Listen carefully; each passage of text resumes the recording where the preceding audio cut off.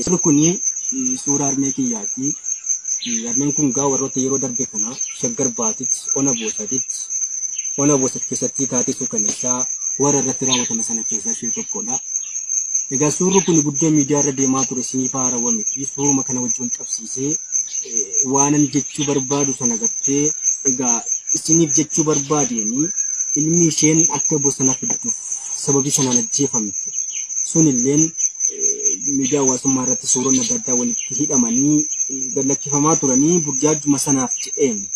Egaa suurri miidiyaa hawaasummaa irra deemaa ture suni irra guddaa iyyuu ilma isheeti kan jedhan suni warri ishee faana gaaf sana ajjeefame illee jiru. Egaa ilmi sun immoo harmee dhuma na deesse jechuu barbaadeen. Harmeen na duubatti suurri ishee agartan kuni harmee koodha.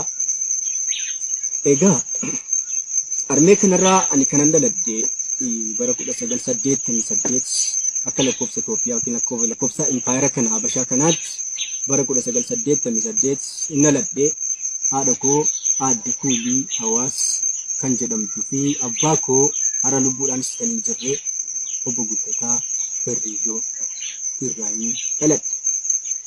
Egaa harmee koorraa kan hin dhaladhe maatii torba ta'aniiti. Maatiiwwan walii galatti torba ta'aniiti harmee koorraa kan dhalanne. Maatiiwwan torban kana keessa harmeen koo dhiira 2 qabdi, durbi immoo egaa 5 ta'aniiti jechuudha kan dhalanne.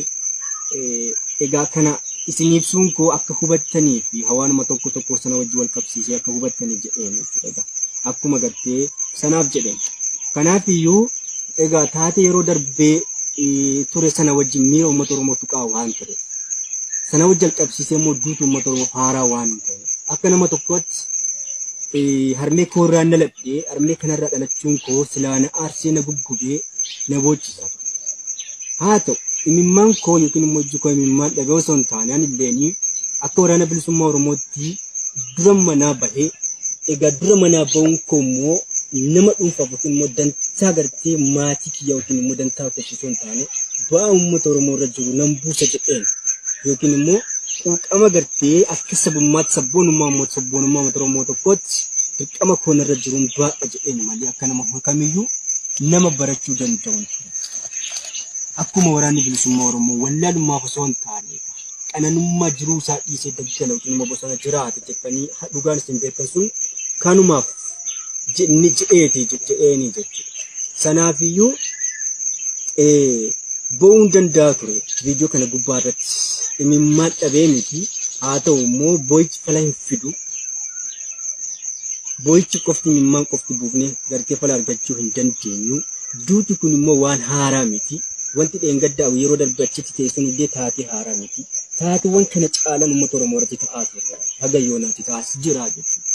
Sanaafiyyuu egaa ragaadha walii mul'isuun guddoon barbaachisu. Miidiyaa hawaasummaa kanarrattis namni sirnaan gartee odeessi kun jira. Haga har'aatitti lubbuu namaarraa kaasee diinagdeen uummata Oromoo dhumaa jira. Loon uummata Oromoo gartee duddu'aa jiru. Dhukaasa meeshaa gurguddaa mootummaan kun har'a abjii kutatee dhukaasaa jiruuni nama kaasee lubbuun gartee qabeenyi uummanni Oromoo hundi mancaa jiraachuu hundi keenya quba qabna. Egaa taateen achitti raawwate suni miira keessan tuqeera dhugaadha. Gadda akkasiitiin miira gartee tokkoon waliif gadduun miira akkasii gartee wal bira jiraachuun miira akkasii waliif agarsiisuun guddoo namatti tola. Baay'ee namatti tola.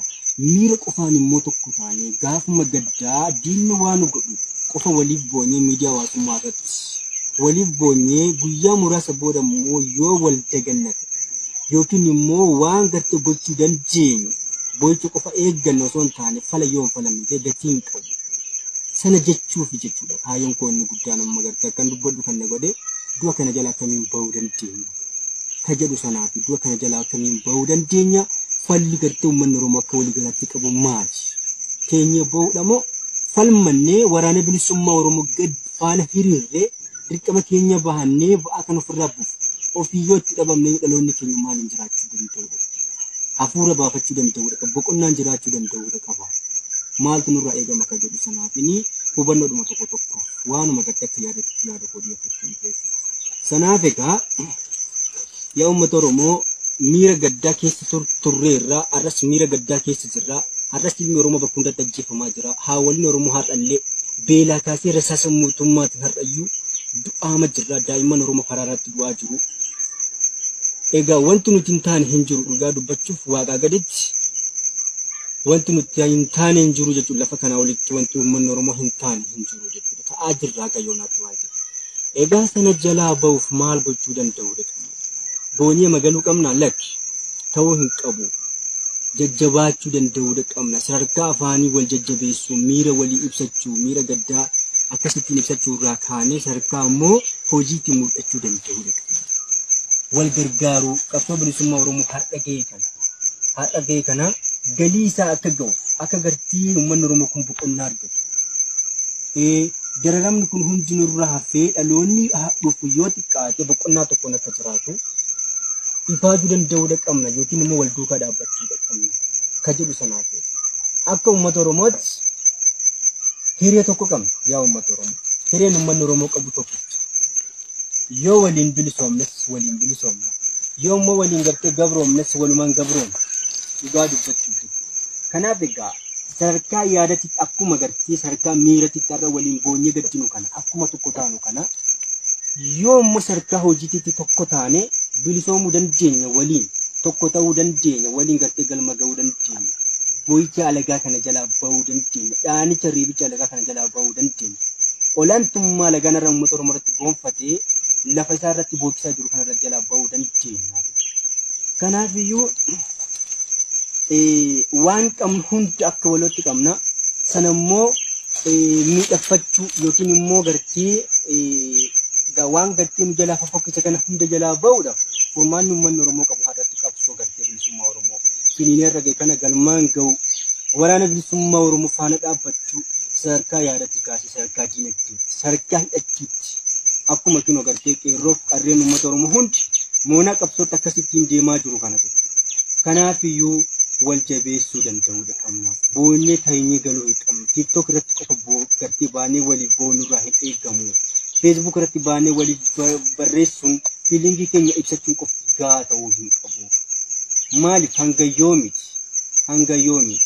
Har'ayyuu wanti ta'aa jiru waan kanaa oliiti. Maatiiwwan gartee 13 ta'an maatii miseensa maatii 13 ta'u bar Wallagga irratti inni dhumaa ture sun uummata Oromoo turan sanas boonyee dabar. Gujii irratti waan ta'aa ture hundi keenya hin beekna sanas boonyee dabar. Wanti gartee Boorana keessatti deemaa ture golee Oromiyaa hunda keessatti giddu galeessa kanatti golee Oromiyaa boqonna qabu tokko hin beektu. Boo'icha kana jalaa hoo akkamiin ba'uu qabna ba'uu danda'uu qabna kan jedhu sanaaf waan haaraa nuti ta'ee guyyaadhuma gaddaa qofa keenya ba'uu nurraa hin eegamu kan jedhu sanaaf yaa uummata Oromoo. Sanaaf iyyuu eegaayyuu jajjabaachuu danda'uu qabna wal jabeessuu danda'uu qabna qabsoo bilisummaa Oromoo kana faana dhaabbachuu qabna. Inni tokko qanan hin jiraatee kan nu miidhe ammayyuu kun qanan hin jiraatee kun gartee gaggummaa jalatti